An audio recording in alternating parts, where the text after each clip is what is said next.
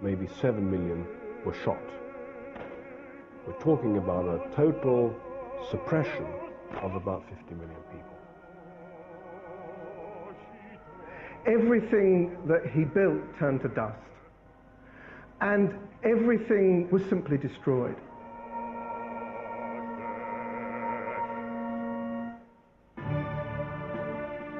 In late 1923, Vladimir Lenin, the leader of the Bolshevik Party and father of the Russian Revolution, lay demented and dying near Moscow. He was obsessed by one question: who would succeed him as leader of the country? There were two front-runners in the race: the dashing intellectual and founder of the Red Army, Leon Trotsky, and the ruthless 43-year-old party secretary, Joseph Stalin. A lot of people believe that Trotsky was the natural successor. He had all of the intellectual, the ideological, the organizational ability, the personality to lead. He was a leader, the leader in the Civil War, of none of which qualities Stalin could share. In southern Russia at the turn of the last century, Stalin excelled as a bank robber, agitator, and sometime assassin.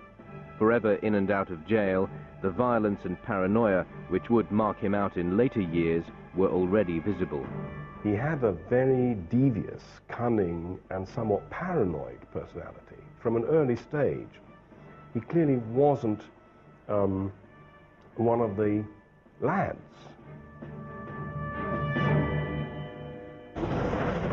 For almost 20 years, Stalin was a hunted man. Only once in his early life did he experience anything that came close to normality.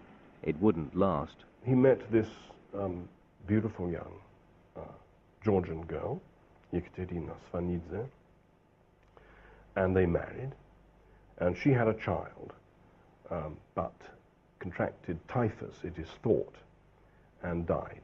It is said that when he was at her graveside, he told the people there that a cold stone had entered his heart. He had lost all feeling for humanity. In March 1917, the Russian Revolution erupted. The Tsar Nicholas II was deposed, and a year later, he and his entire family were shot.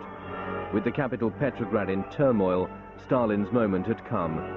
Making his way across Russia from a prison camp in Siberia, he found a city filled with revolutionary soldiers. For Stalin, the endless imprisonment was about to pay off. Throughout 1917, he was on all of the main organizing bodies of the Bolshevik Party in Petrograd, preparing for the revolution. When a second revolution came in October of the same year, Lenin's Bolsheviks were in control, and Stalin was closer to the power he had always craved. With cold efficiency, Stalin began to maneuver himself into taking control of the party. И однажды он меня с собой провел в Большой театр, где происходило... Once my brother took me to the Bolshoi in Moscow, where a big party meeting was being held. I was very excited. I wanted to hear Lenin and Trotsky speak. Увидеть и услышать Ленина и Троцкого. Standing next to Lenin and Trotsky on the stage that night was Stalin. Мой брат толкнул меня локтем и сказал... My brother nudged me and said, "That's the real dictator of Russia." Фактически диктатор России.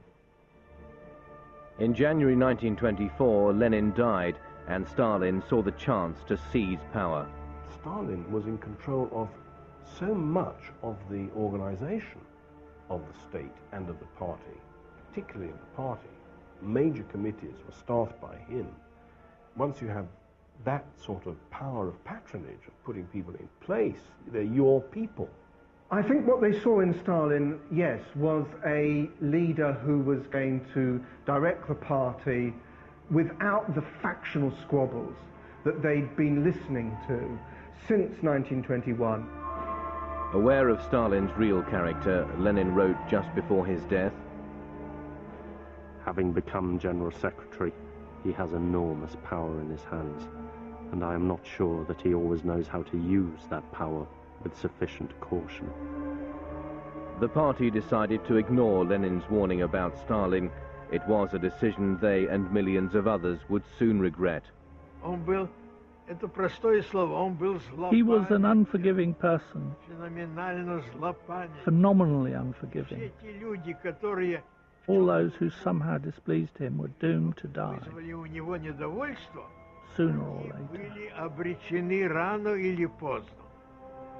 Stalin took control, and by the end of the 1920s his hold on power was complete. A 30-year orgy of violence and terror was about to begin.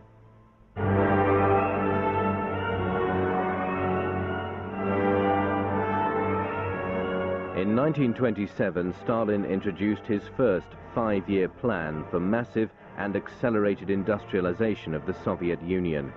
But for this great leap, as he called it, he needed one thing in abundance: food. Food wasn't being supplied on the scale that they wanted it, and they couldn't therefore fund and continue with the huge industrialization program that they had. So the debate was settled in the end by Stalin, who said, okay, we're going to collectivize. Stalin forced collectivization on the countryside, turning peasant smallholdings into massive state-controlled farms. And although party propaganda films showed life on the collective farms as some sort of paradise on earth, the reality was very different. For the peasantry, it was a catastrophic disaster. And in the Ukraine in particular, where resistance to collectivization was at its strongest, a still untold number of millions of people died. 1 million people died in the northern Caucasus alone, some even resorting to cannibalism. Their suffering meant nothing to Stalin. He looked for scapegoats. The ones who didn't like it were the most successful peasants, the so-called kulaks. And they were the ones who opposed collectivization because they had most to lose. So you just take the kulaks and either you kill them or you send them somewhere to the far north and let them settle there and they'll die out. And 5 million such people died purely as a result of the collectivization. Those who weren't killed by Stalin were sent to work camps called gulags.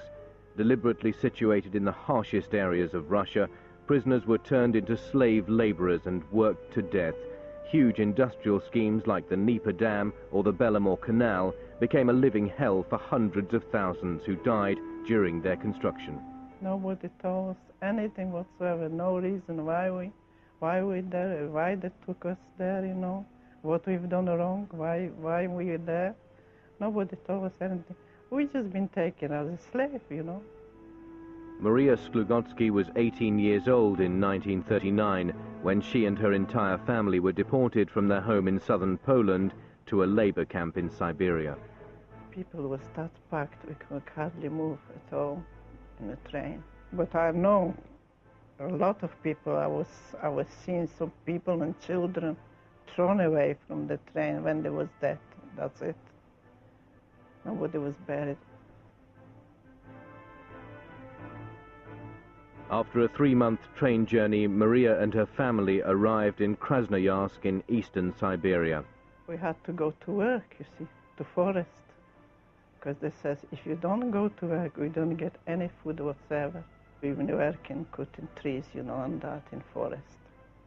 I had to walk on my knees from trees to trees, you know, because snow was very, very high. If you walk, you should just fall deep in it. People die just like flies. Children, and particularly young people, nearly all died. You die, that's it.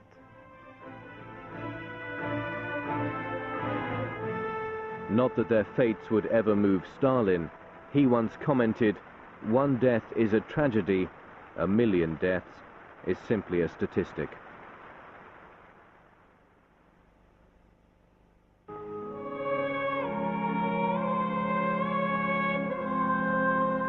At the beginning of the 1930s, Stalin's grip on power in Russia was absolute, and for the people of the Soviet Union, it would become the bloodiest decade of his rule.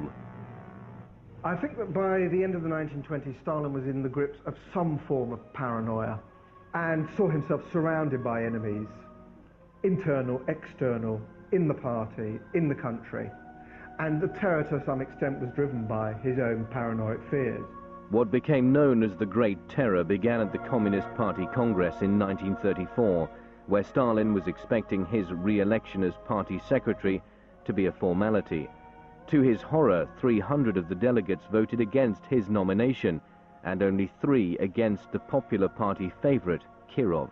That reinforced his sense that there was a faction in the party who were trying to unseat him, and he then began to see enemies everywhere. Stalin's revenge for this treachery was swift. Kirov was assassinated in mysterious circumstances later that year. Of the 1,961 delegates who had attended the 17th Congress, 1,108 of them were shot. Of the 139 Central Committee members, 98 were shot. The purges were a device to really consolidate the new discipline that Stalin was imposing on the society. Everybody knew that if you didn't give total loyalty and visible dedication to Stalin, you could be sent to the cellars of the Lubyanka and executed immediately, or you could be sent to prison or camp for 25 years, and many were. From their headquarters in the Lubyanka, the NKVD, under Stalin's orders, spread fear throughout the country. Thousands were arrested and accused of everything from spying and sabotage to plotting Stalin's assassination. Stalin himself signed thousands of death warrants. One word, one movement of his finger would change the fate of millions of people, the fates of whole nations. Boris Yefimov was one of the Soviet Union's leading political caricaturists during the 30s. His brother Koltsov, a writer, was a victim of Stalin's terror.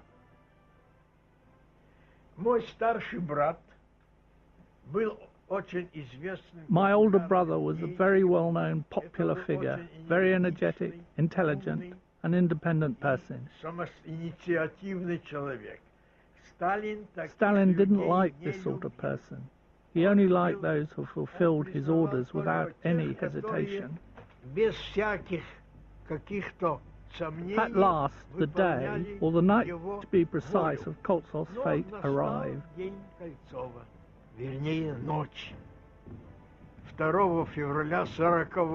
On the night of February the 2nd, 1940, after a year in an NKVD prison, Koltsov was shot.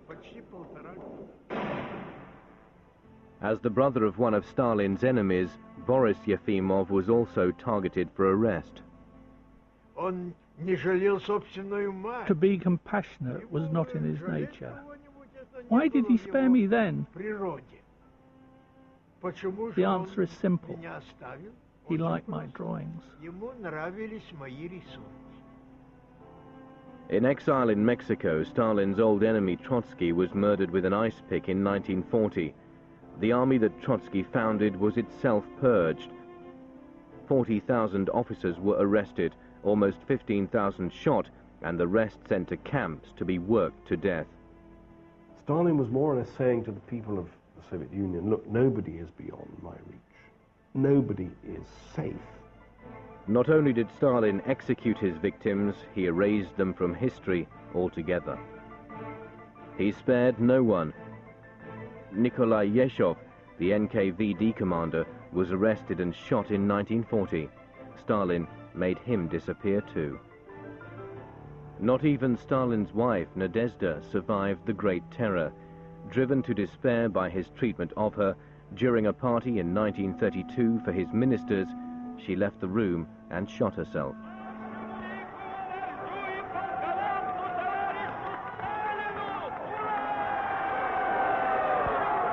Ironically, the more severe Stalin became, the more he was revered by the people. A combination of propaganda and the ever-present threat of persecution turned Stalin into a demigod. This became known as the cult of personality. The idea, as the cult developed, was that Russian people owed everything to the party, to the state, and to the leader. So In this sense, the whole society was in debt. One important aspect of this, what I call the economy of the gift, was the importance of thanking Stalin, because you were in debt. You were thanking for all these gifts and presents, in a sense, all the social services, everything you got. And the slogan, "Thank you, Comrade Stalin, for a happy childhood," represented that idea that children were having a happy childhood because Stalin had provided for them. One of those happy children was the girl who appeared in this photograph. Called Friend of the Little Children, it was taken in 1936 and shows Stalin holding 6-year-old Gelia Markizova. She remembers the day the photograph was taken. I got up and took the flowers to the Presidium. When somebody asked me where I was going, I said, to Stalin. Then everybody started shouting, "Kiss him, kiss him." I remember the feeling of happiness because I was in Stalin's arms.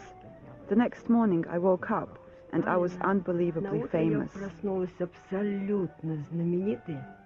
Gelia's celebrity was short-lived. A year later, Gelia's father, Ardan, was accused of spying and arrested. My mother said she wasn't worried at all because my father simply knew that he wasn't guilty. He said the confusion would be sorted out and he'd be back soon. It all turned out to be very different. He was shot in 1938. A year after her father's murder, Gelia's mother was found with her throat cut. The official explanation was suicide, but 50 years later Gelia found out that her mother had been murdered on the orders of Stalin's new NKVD chief, Lavrentia Beria.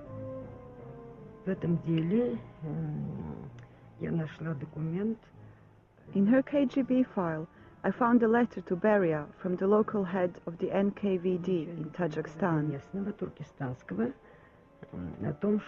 The letter said that Dominika Fedorovna Markizova lives in exile in our town. Her daughter was photographed in Stalin's arms. Also, she has gifts from Stalin and 5 photographs.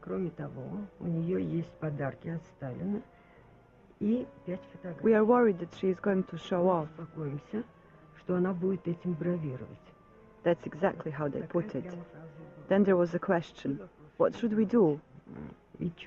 Beria clearly wrote next to it in blue pencil, eliminate. Although Stalin's terror eased by 1939, a greater one awaited the Russian people in the shape of Adolf Hitler, the man who regarded Stalin as the real genius of political terror. On June the 22nd, 1941, the Nazis invaded Russia, but Stalin was completely unprepared. Weakened by the purges of the 1930s, almost 65% of the Red Army had been captured or killed in the first few months, and the Nazis were less than a mile from Moscow. A lot of people say what Stalin did for Russia was that he enabled them to push back the tanks of Hitler in World War II. But I would say that, in fact, firstly, the invasion would never have got so far because all those people on the western borderlands who welcomed Hitler with open arms would have fought against him. And secondly, the industrial, the agricultural, and the base of the country and its morale would have been in a proper state to fight in 1941 instead of in 1943 to fall. In a conflict of unprecedented savagery, the Soviet people threw themselves into the war. But even as the Russians died in their millions at Stalingrad or starved to death in the siege of Leningrad, Stalin continued to terrorize them. If you had been in prison or in camp before the war, you were mobilized, you went to the front, whatever you did at the front and you came back, you were immediately rearrested and sent back. The repeaters, they were called. Now that, to my mind, does encapsulate the utter cruelty and cynicism of the Stalinist system. When Berlin fell in May 1945, the Russian people, who had seen 27 million of their compatriots die in the war, felt that they had earned a better future, it meant nothing to Stalin. The great tragedy of the whole Soviet experience was the sense that people were sacrificing for a day that never came. Now isolated behind an iron curtain, Stalin's paranoia increased. He found a new enemy in the one people who had suffered more than most during the war. A lot of leading Jews in all fields were arrested and accused of being in some kind of Zionist plot. In what became known as the Doctor's Plot, Jewish physicians were charged with poisoning people with drugs and killing them on the operating table. They were people who had no national loyalty, so it was natural to accuse the Jews. Stalin suspected that they were more loyal to the new state of Israel than to Soviet Russia. Stalin had already laid plans for the mass trial and deportation of Soviet Jews. We'll never know if Stalin's final solution would become reality. On the night of March the 1st, 1953, Russia's dictator suffered a stroke and died. It is difficult to even list all my friends and acquaintances. Those closest to me, my relatives, they all died, despite being completely innocent. They were arrested, taken away, beaten up. They are forced to confess to everything and shot. It happened to millions. The greatest tragedy for the Russian people is that the man who murdered relentlessly throughout his years in power, whom the West affectionately nicknamed Uncle Joe, would never be called to account for his crimes.